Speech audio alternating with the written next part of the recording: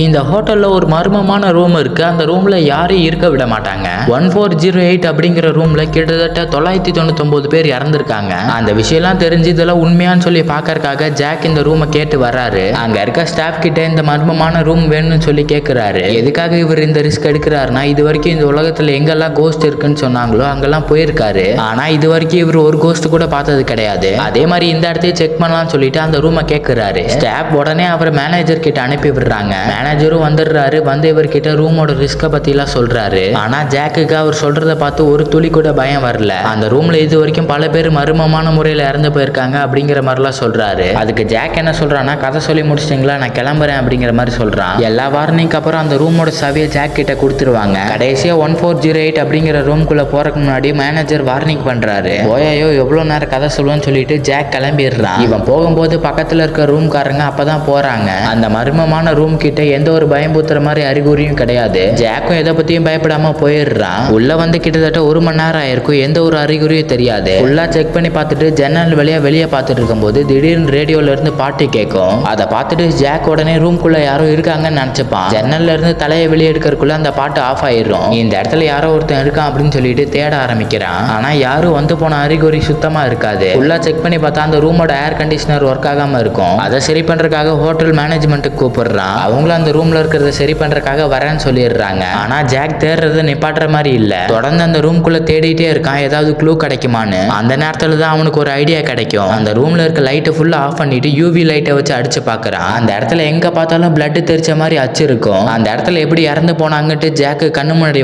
வந்து போகுது. அதெல்லாம் செக் பண்ணிட்டு இருக்கும் போதுதான் ஒரு டிராயிங்கோட ஃப்ரேம் கோணையா இருக்கிறது தெரியுது.